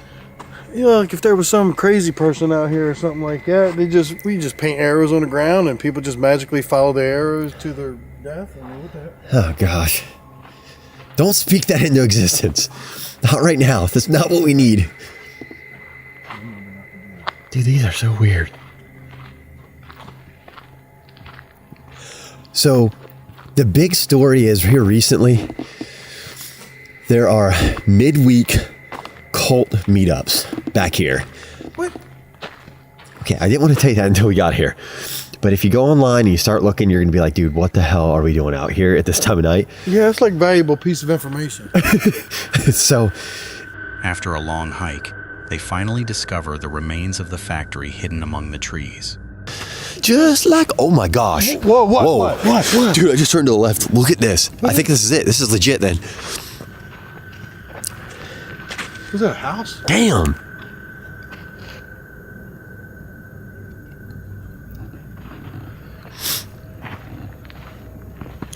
What the? Good grief, dude.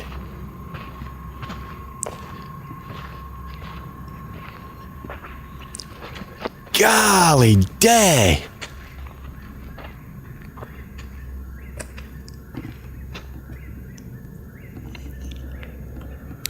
What the hell is this?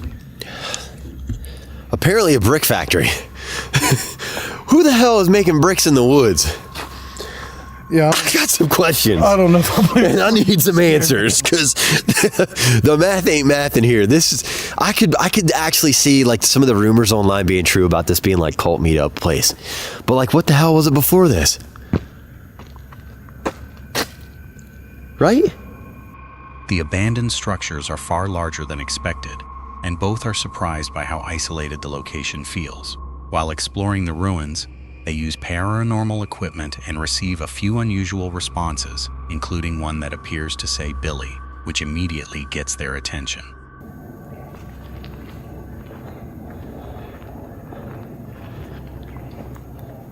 Axel, what else? This is important. This is important. All right, what's important? What? Oh shit! Oh my god, you good? Holy shit, Sonny!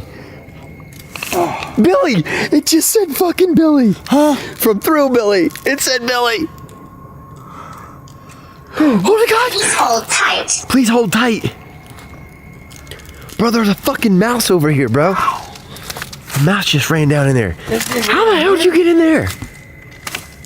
Well, this part stops. I slid. Why have you come here? Why have you come here? I don't know. We don't know. We've been told to come here like for 4 years now. We're finally making it out here. The investigation continues as they uncover a dog grave, strange tunnels, and evidence that many people still visit the site. Okay. What the hell is that? What is that? Is that a snake? I don't know. It's got beads on it. Beads. Oh, watch that step. Oh, dude. No, it's for a dog, bro. Somebody buried their dog here. Oh, shit. Gosh, that's depressing. What's this say? Can't even read it. R.I.P. Jim? R.I.P. Junior? Jim? Junior Jim? That's sad. Gosh, that's depressing. Why would you bury your dog out here? The pair repeatedly notice the smell of smoke lingering in the area and discuss stories about rituals that allegedly took place there. As they move through the underground passages, they hear unexplained noises, find candles and abandoned items, and begin wondering whether someone could still be using the tunnels. Endless expanses. Endless expanses. Bro, what'd you say about gloves? Something about like for the ritual. It was the last thing that they would do with the ritual. Did you see this glove here? No. See, that one's got blue on it for sprinkling. Diaries. Diaries. It could have been part of it, but I thought they had to burn the gloves. There's another black glove here, too. Ooh, what's in this hole? Oh, dude, there's tunnels everywhere around here. You see this right now, dude?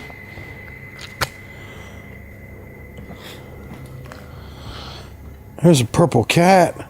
There's animals all over this, man. Pan. Pan? Pan or something. Oh, is there a doorway over there? More like a hallway. Oh, because I can see light in here now. By the end of the night, they leave with more questions than answers. The factory turns out to be far larger and stranger than either expected, making it one of the most memorable locations they have explored in the Pine Barrens. Creepy Travels is a paranormal exploration channel where the creator visits isolated, frightening locations and documents whatever happens in real time. In this video, he returns to a dark cabin area where he previously heard something disturbing after his camera was already off. He begins by explaining that this was one of the places he visited during a 3-week stretch where he struggled to capture anything usable. Using the new camera tonight. I don't have much time. I wanted to come back out here. I come out here during those 3 weeks when I was trying to capture something for a video and I couldn't for 3 weeks. This is one of the places. Nothing happened. I was out here for an hour and a half. But when I was packing my stuff up and walking out after the camera was off, I heard a very loud scream, cry, growl mixture when I was walking right by that burial ground. So what I'm going to do tonight... Nothing happened while filming, but after packing up near the burial ground, he heard a strange scream, cry, and growl mixed together. Inside the cabin, he tests a ghost app while rushing because something came up on his way there. If you could ask it questions, I messed with this and played with it a little bit at my house and I couldn't get it to say nothing.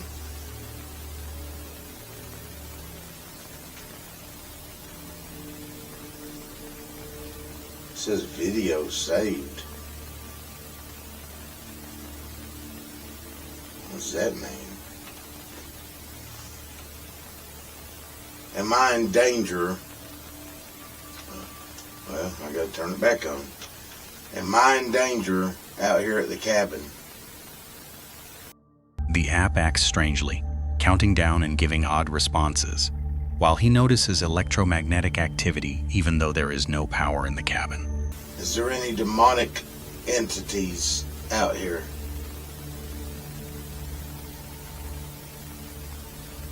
I've got a headache. Bad.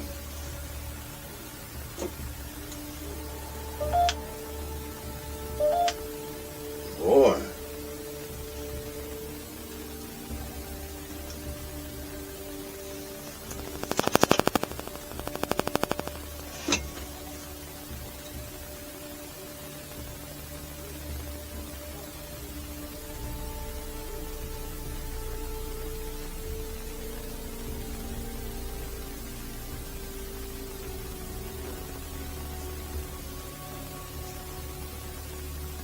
Is there any demonic activity here?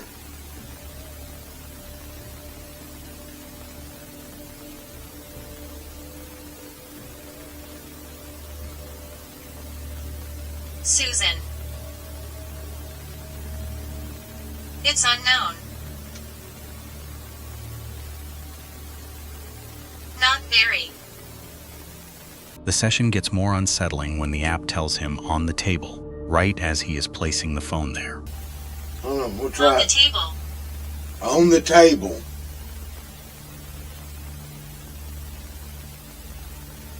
On the table.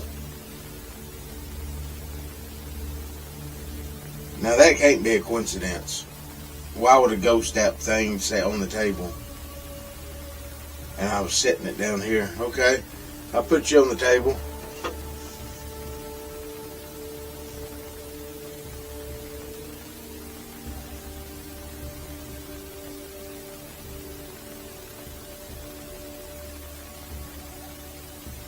What happened on this table?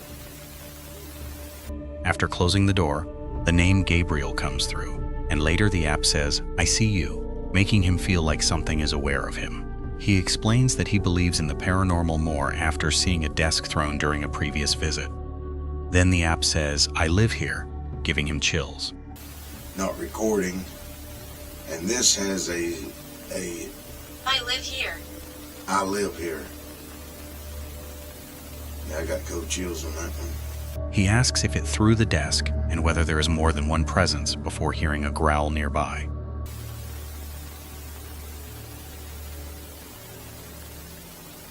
I just heard a growl.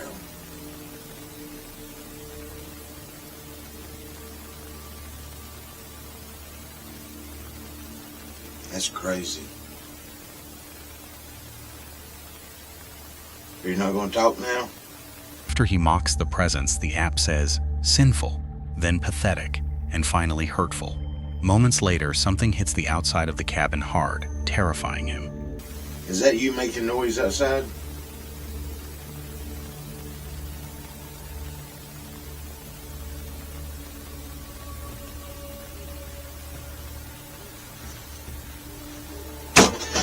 Hurtful.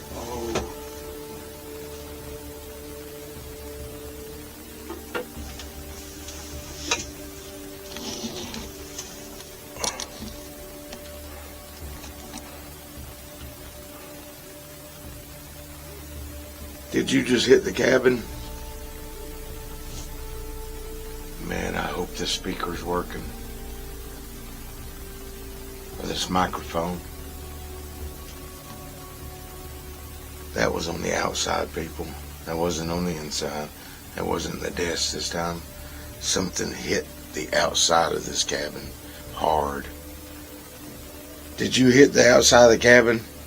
He steps outside to check the burial mound in the area behind the cabin, but the rain gets heavier and the app tells him to leave.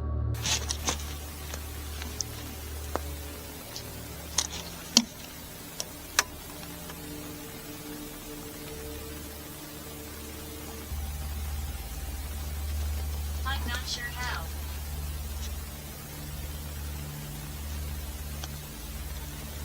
He said, I'm not sure how. Then he hears something outside, shouts at whoever is there, and realizes nobody is visible.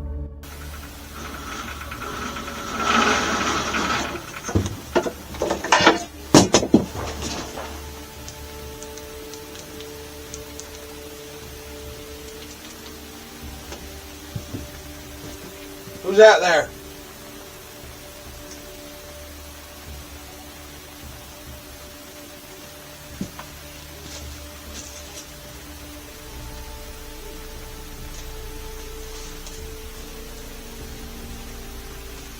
Who is that? Who the fuck is that?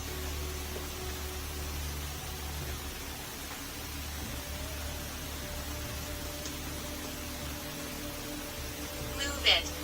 I will blow your head off.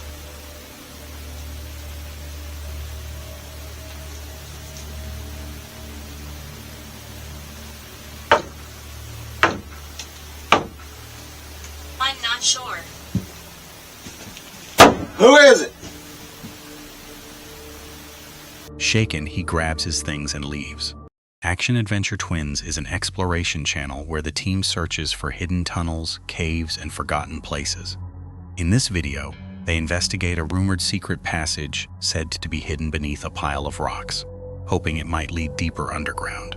The adventure begins when they find a narrow opening with cold air flowing out of it. I was told there's a secret passage under a pile of rocks, and there's a pile of rocks right there. Yeah. So the mission is check out this bit. Yeah. I think the rock pile's been moved. Oh, it's got cold air coming out.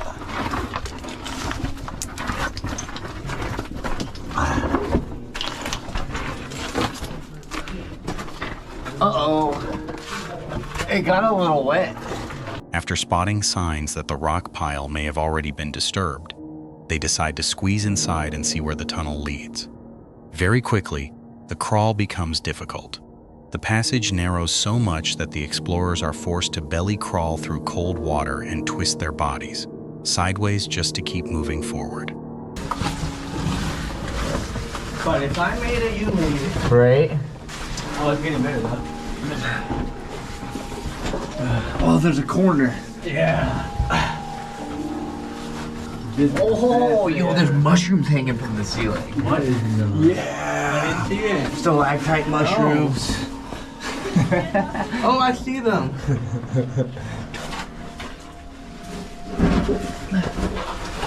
Eric, you're belly crawling that?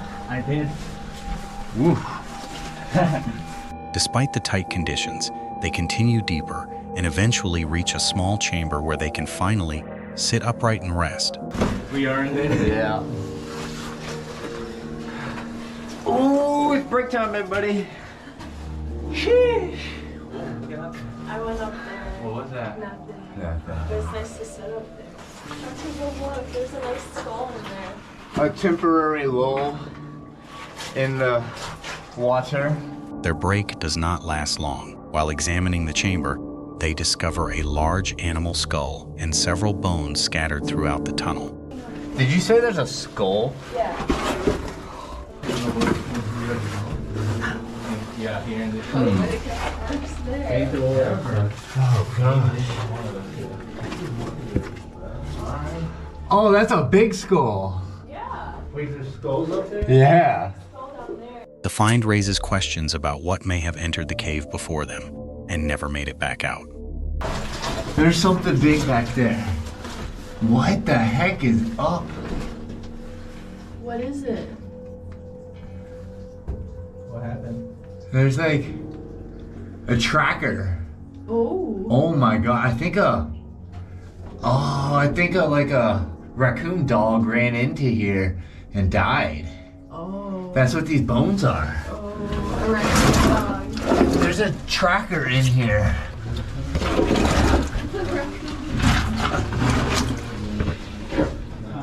Oh, that's crazy. What the heck? As they push onward, the tunnel branches into multiple routes. One path is flooded while another remains dry but even tighter.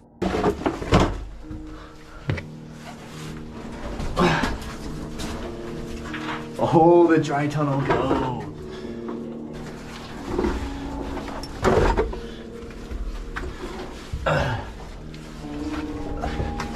I like this a lot better now.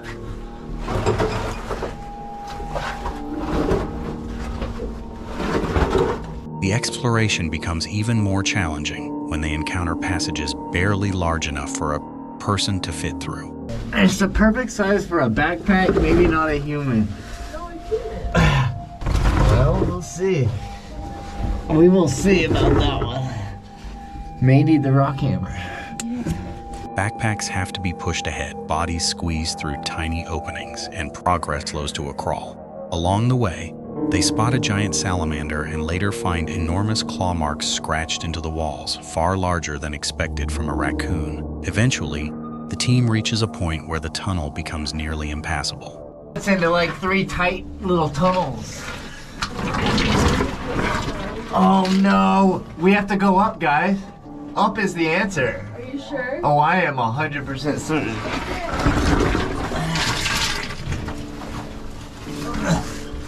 Up's the way.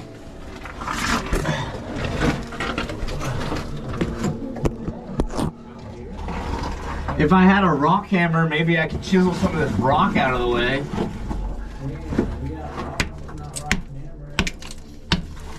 Oh! Dude, the whole thing actually did just break. I'm not even kidding you. Attempts to widen the route reveal fragile sandstone that breaks apart easily, creating safety concerns. After one final look ahead, they decide the passage goes no farther and make their way back to the surface. Thomas Locke is an outdoor camping creator who documents his attempts to get more comfortable sleeping alone in nature. In this video, he heads into private woodland for his first truly solo wild camp, hoping a safe, permitted location will help him build confidence. Thomas begins by explaining that he should be the only person in the woods. The land is private and he has permission to camp there, which makes the situation feel safer than his previous attempts in gravel wood. Because this is not just a public bit of woodland near where I live. This is actually private land that I've got permission to camp on tonight. He walks through the woodland and chooses a spot close to his car. He admits it is not the wildest setup, but the goal is to get used to sleeping in the woods without panicking at every sound.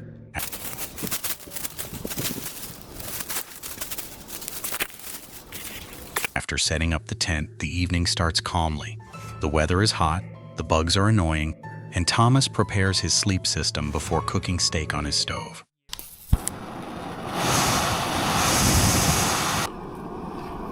Ready for the sizzle? Oh. While eating, he opens up about the anxiety he feels before almost every camp. I stress all of them. I was gonna pull out at the last minute. And by the way, every single camp I've done on this channel, except for the ones where I've like traveled quite far for them, which is like 2, I've wanted to pull out last minute. Because I just get in my own head. And I set the date, like a week in advance. I'm like, right, that's all done. Sorted that out. That's in the calendar. Childcare, sorted. Everything's good with the wife.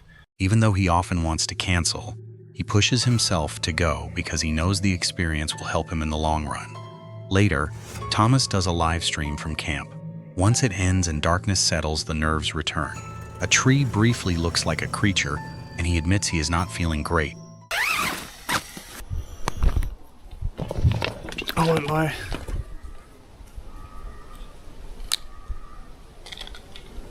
I'm not feeling it. But he decides to get inside the tent and calm down. Just as he starts drifting off, a muntjac deer begins screaming close to the tent.